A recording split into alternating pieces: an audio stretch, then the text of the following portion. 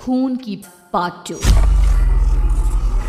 और उसके बाद वो जंगल एक बार फिर से सुमन की चीखों से गूंज उठा। लेकिन आज की रात सुमन की चीखों को सुनने वाला वहां पर कोई भी नहीं था। अगर वहां पर कोई मौजूद था तो बस हरिया, जो कि अब एक भेड़िए में बदल चुका था। सुमन के बालों को पकड़कर घसीटते हुए वो जंगल के बीचों बीच एक जगह पर ले जा रहा था। अगली सुबह गांव में, अरे भाई, पता नहीं क्या बात है, अपने गांव का हरिया किसान और उसकी पत्नी सुमन दोनों गायब हैं। दोनों का कोई अता पता नहीं।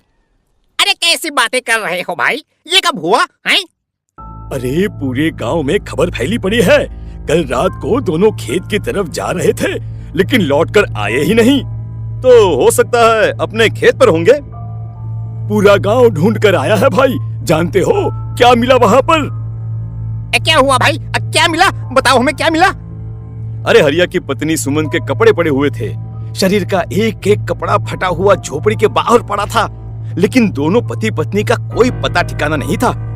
अरे भाई, लेकिन उसका जो दोस्त है ना रामू किसान, उससे पता करके आते हैं ना। अब तक तो दोनों साथ ही खेत पर जाया करते थे। हाँ, हमें उसके घर जाना चाहिए भाई। चलो वहाँ चलते हैं, चलो। वो सारे लोग रामू के घर पर पहुंचते हैं। रामू अपने घर के बाहर बैठकर हुक्का पी रहा था। आज सारे के सारे लोग टोली बनाकर मेरे घर क्यों आ रहे हैं? क्या कोई मर गया क्या भाई? अरे कैसी बातें कर रहे हो? तुम्हारा सबसे अच्छा दोस्त हरिया और उसकी पत्नी गायब है और तुम यहाँ बैठकर हुक्का पिए जा रहे हो हैं? रामू ने अजीब सी नजरों से उन सब गांव वालों की तरफ देखा, जिसकी वजह से वो लोग एक बार के लिए डर गए। गायब है? अरे गायब नहीं है, मुक्ति मिल गई है। उन दोनों को मुक्ति मिली है। इस दुनिया में आकर हर इंसान पाप करता है और उसे उसके पापों के लिए मुक्ति मिलना बहुत जरूरी है। अरे ये कैसी बहकी बहकी बातें कर रहे हो भाई, हैं? और इसका चेहरा अजीब सा क्यों लग रहा है? लगता है दोस्त के मरने का गम बैठ गया है। पागल हो गया है शायद ये पागल। ये बात सुनते ही रामू चीख कर जोर से चिल्लाते हुए कहता है, पागल मैं नहीं हूँ, पागल तुम सब हो। और ये शैतानी जंगल अब तुम में से किसी को नहीं छोड़ने वाला, सबको खा जाएगा। याद रखना मेरी बात। शैतानी जंगल? कैसा शैतानी जंगल? लगता है रामू पागल हो चुका है। हमें यहाँ से चलना चाहिए भाई। चलो।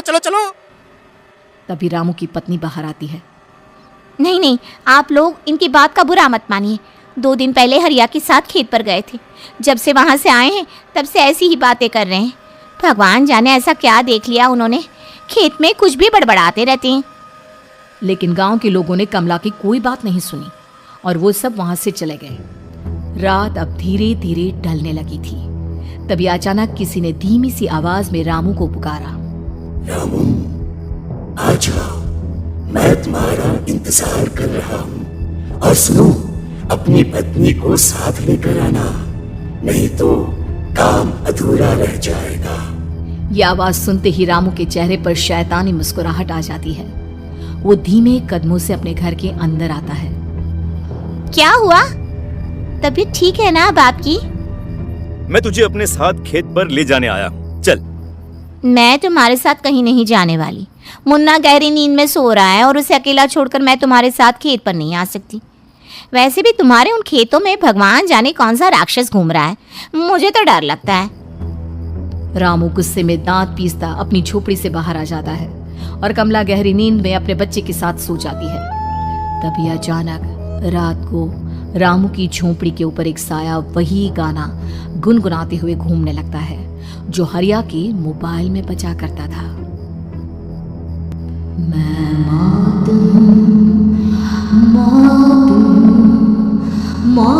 जो पसरी है चारों, जो आएगी कहीं से भी निगल जाएगी सबको। मैं मौत अब मैं छोड़ूंगी नहीं किसी को।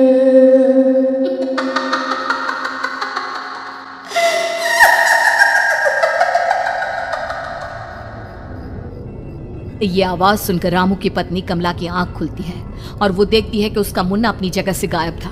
कमला चीखते हुए बाहर दौड़ कर आती है।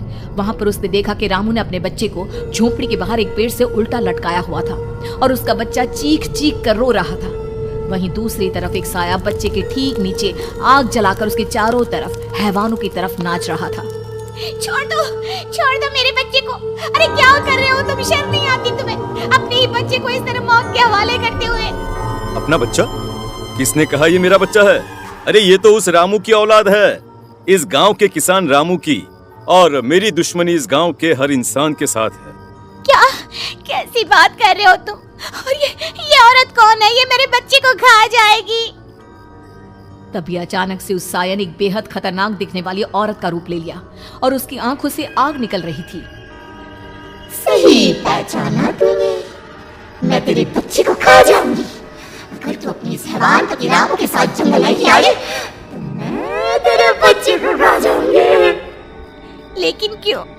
आखिर क्या चाहती हो तुम मुझसे? मुझे जंगल क्यों ले जाना चाहती हो?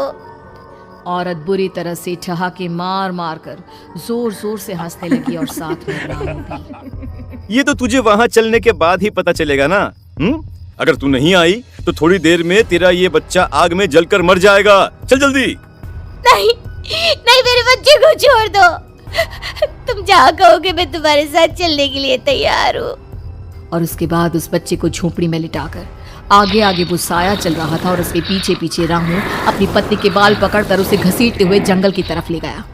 जंगल में जाने के बाद, कितनी खूबसूरत हो तुम। आज की रात बस तुम और मैं एक दूसरे के साथ रहेंगे। मुझे तुमसे बहुत डर लग रहा है। तुम्हें क्या हो गया है? तुम तो बिल्कुल ठीक थे। वो होगा जो हमारे बीच होना चाहिए। तो आओ अपने आप को मेरे हवाले कर दो। कमला ने डर की वजह से अपनी दोनों आंखें कसकर बंद कर ली थी। रामू ने बुरी तरह से चीख कर कमला से कहा, आंखें खोलो अपनी और मेरी तरफ देखो।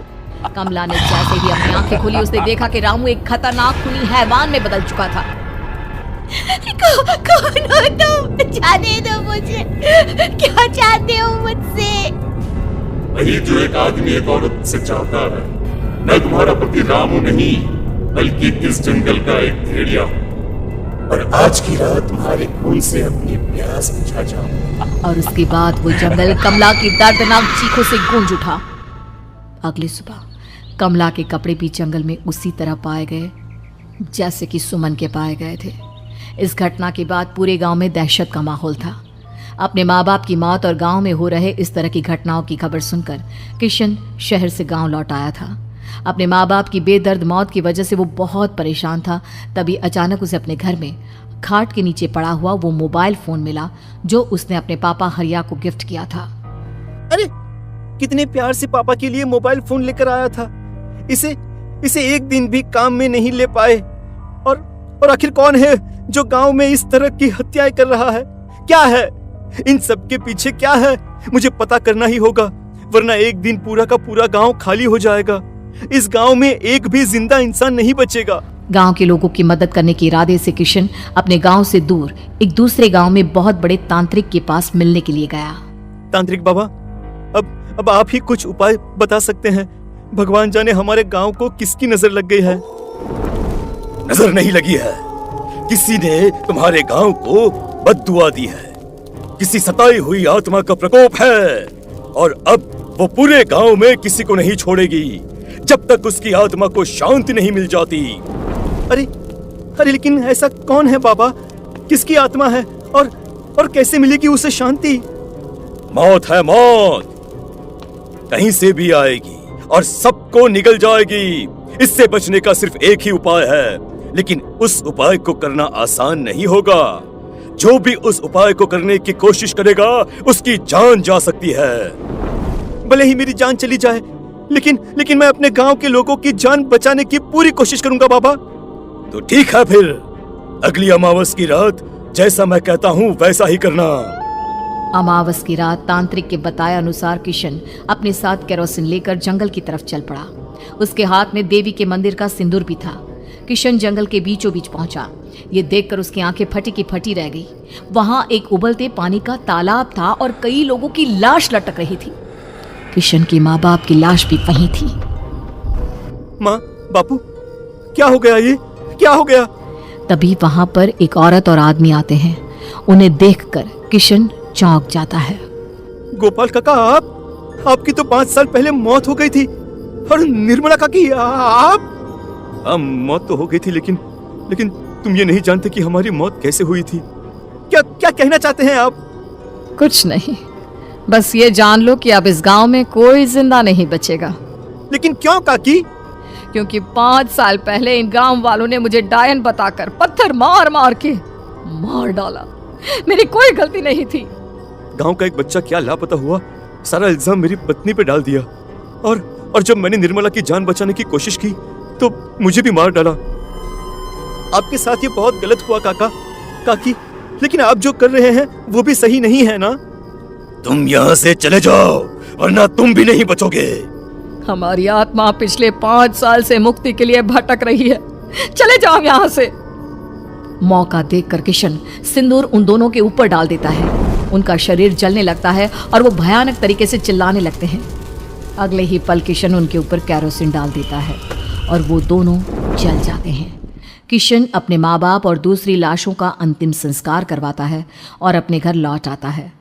लेकिन वो अभी भी इस बात से अनजान है कि मोबाइल अभी भी बज रहा था। मैं मौत हूँ।